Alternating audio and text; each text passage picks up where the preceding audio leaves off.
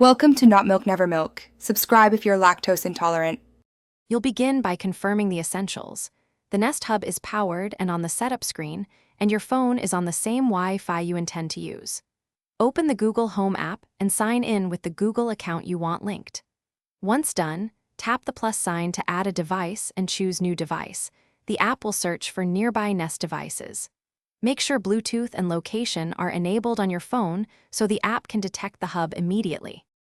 When the app finds your Nest Hub, you'll see a device code on the hub screen. Confirm that code in the app to pair securely. Next, select the Wi-Fi network and enter the password. This step connects the hub to the internet so voice and smart features work.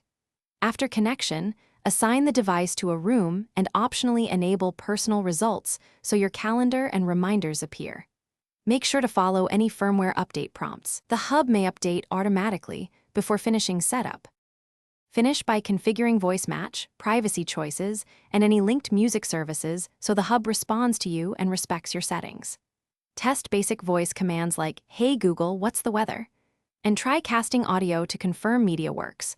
Also verify the hub appears under devices in the Google Home app. If pairing fails, first power cycle the Nest Hub and restart your phone, then try setup again. If problems persist, factory reset the hub. Thanks for watching. If this was helpful, leave a like and consider subscribing. See you next time.